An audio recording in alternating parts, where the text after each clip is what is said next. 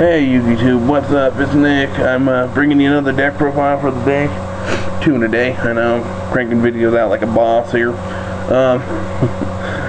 Yeah, I don't know. It's just I have a lot of spare time on my hands with spring break and all, so thought I'd bring you guys a deck profile on this GB deck I built. And basically, it's Tigerless. Yeah, so what? You don't have to make a big deal about it. Basically, I don't like Tiger, and I never have. And basically, what it comes down to with me and Tiger is that it's just like, if I'm top decking in a game, or if I need like a monster, the last card I want to draw into, 98% of the time, the last card I want to draw into is a Test Tiger. And that is just like, I mean, most of the time when I'm like, I need a monster, I don't need a Tiger. I need a GB, I need a mole, I need something that can get me out of the situation I'm in then. And I mean, unless I already have a GB on the field, the Tiger's not going to do much for me. And I mean, with Maxi running rampant out there right now, Tiger's just fucking crazy. It's just like, especially with a Tiger, oh, he'll drop a Maxi. Fantastic. So now if I tribute the Tiger, you're going to draw a card. It's just frustrating. They need a GB that discards cards from the hand when a special summoned. That'd be sick, right guys? I mean, who wouldn't play GBs then, you know? So anyway, to start out, we got 3 Thunder King. I know a lot of people aren't a big fan of Thunder King. I happen to be one of the guys that loves this card. It is fantastic. It will always be fantastic. The fact that I just traded for like 80 commons and figured out they just went down to like $4 a piece kind of sucks, but it's cool. I got them at like $1 a piece, so whatever. You got 3 Lucari, and I'm basically running the 3 Lucari because they're a beater. And because they're the 1 GB that if I draw them I can just summon an attack. I mean, no one really plays Bottomless Trapple anymore, so it's just not really, you know, a big thing there. You have the 2 Darius. I've always played 2 Darius, regardless of... I know a lot of people with Prisma GB is like, well, it's a Prisma Darius ratio that you have to keep up, and it's just like, bullshit. Run 2 Darius, you'll be fine, you know. I mean, basically, I don't want to like have my 1 Darius be destroyed and then not being able to go to like an Equit to add it back to my hand. So basically, I run 2 just in case one of them gets destroyed or removed from play, and then, you know, whatever. 2 Equit, I know, I basically, some people with, going back to the Prisma GB thing, they're like, well, if you run 2 Darius, you only need 1 Equit. Well, that's not entirely true. I found that a lot of times, 2 Equit get me out of a lot of situations, especially going like, Geysaris into 2 Equit and getting my my Bestiary back and like a War Chariot. That's just a crazy play, because then it's just like, so I have a War Chariot set, so none of your effects are going through, plus I have a Bestie in my hand for next turn Geysaris again. Yeah, I mean, you have to run 2 in my opinion. That's basically what that comes down to. You have the Ready Ari. Basically, in the current format, I feel if you're not main decking this card, you're crazy. You are one crazy SOB for not main decking this card if you're playing GBs. You've got the 1 Bestie, and they should really be switched. I'm sorry, guys. And they should too. I've got the Bestie, so of course the Gale. I mean, it gives me a level 3 tuner, lets me have cards if I need to. You know, just a pretty good card to run a GB, just like overall. You got the Mole. It's basically going back to the hero stun. If you watch that video, it's basically just a trump card. You know, basically like, oh, I'll summon Mole, attack, and then attack directly with my GB, and I don't have to risk my GB being de-prisoned or what have you. And if the Mole gets de-prisoned, it's really just like whatever. I mean, if it doesn't, I just bounce their card and attack them directly. And you have the Marmillo just for generic destruction. You got 3 Potted Malady. Kind of crazy in this deck, yeah, I'll give you that. The only reason I'm running 3 is just to add consistency to the deck. Because I've ran a lot of GB deck, or a lot of Tigerless GB decks that is like, I cannot draw a monster to save my life. And I feel that if I can add even a little bit of consistency to the deck by running Potted Duality, I will. Because, I mean, I don't necessarily always need that special summon, you know? I don't always need it. I mean, especially like opening 2 or 3 turns, like, if it comes down to it, I'm going to play the Potted Duality over special summon 98% of the time. I mean, and if I ever get a chance to get some dueling videos up, I'll show you guys what I mean, because it just seems like it's just too good. Okay, so then you have the 3 Proving Ground, just pretty much a staple in here. It gets monsters into my hand, gives me plays when I don't have plays. Basically, it's just like running another 3 monsters. So basically, I'm running 18 monsters in the deck, because I can just search out any GB with those.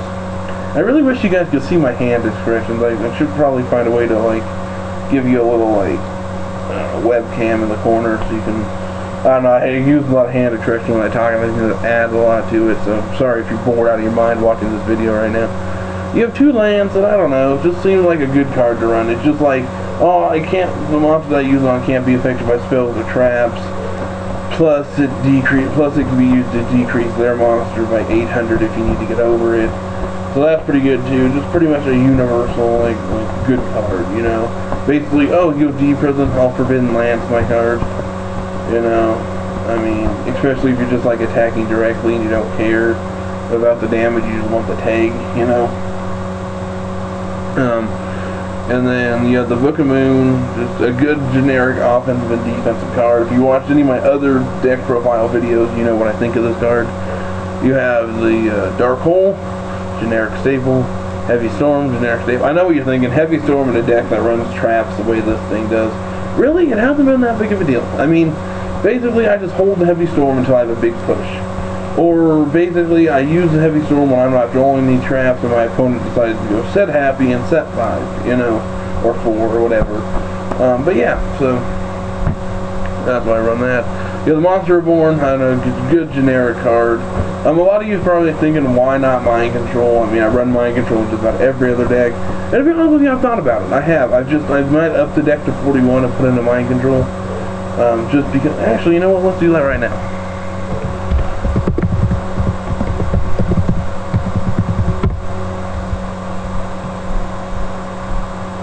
Okay, so Mind Control is now in there. Basically, I don't know, we might leave it in there, we might not. It's just, I just like it just because you get to see your opponent's card. That's it. Basically, you have 3 Chariots and 3 Fiendish Chain. I've been considering dropping the Fiendish Chain for D-Prison, or maybe 2 D-Prison, an Effect Veiler, or 3 D-Prison, or 2 D-Prison and a 3rd Compulse. I don't really know. Compulse just like an anti-push card. Just like, oh, you're going to go up into your Dolphin Loggy. I mean, if you watch the Hero Beat, you know exactly what I think about this card. You have the 3 Solemn Brothers, have to play them, you know. The Mirror Force, and a Starlight Road. I've been considering taking out the Starlight Road.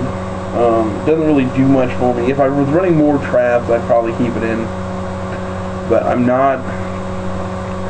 You know what? I think I like D-Prison here over Fiendish Chain. Huh. Yeah, isn't that weird how your opinion can just change on a card as you're doing a deck profile on it? Yeah, I think it's crazy how that can happen. I mean, I've never had this really happen before. Okay, so yeah, I mean, I might take it down to 2. I mean, I don't know. I mean, I like to run things in 3s if I can, because it adds consistency to the deck. I remember one of my friends one time was running this random plat deck that was like, just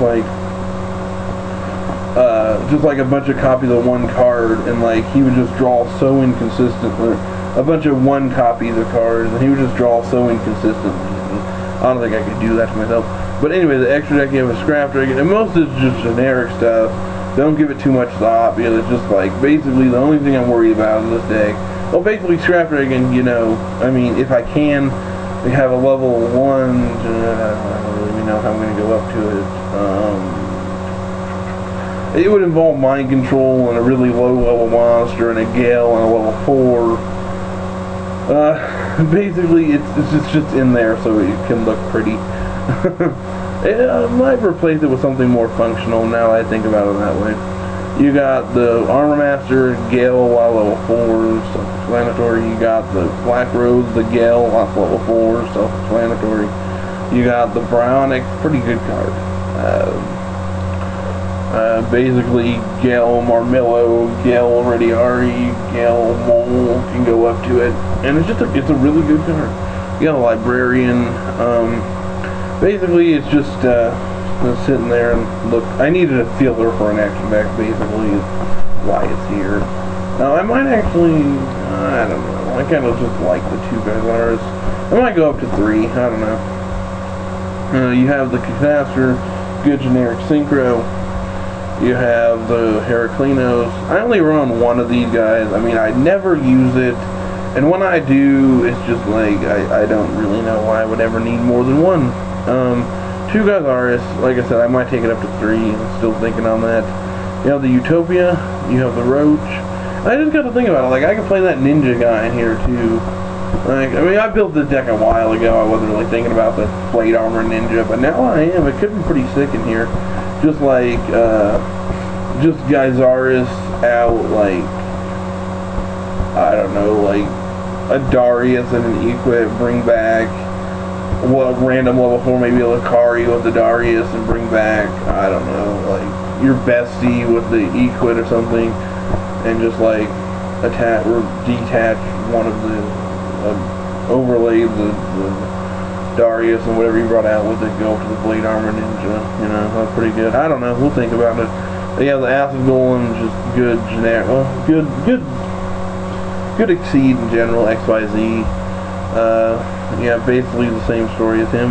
This guy is just crazy. It's like, hey, I'll banish your card with my Rediari, and then I'll go ahead and I'll Exceed up to this, detach one and special summon that card. Oh god, people get so upset. But yeah, guys, that's the deck. Like it, comment, subscribe. Also, feel free to follow me on YouTube. I'm sorry, you're watching YouTube on Twitter. I am keeping it updated, kind of, sorta. I did gain a follower since last night, so thank you, whoever that was.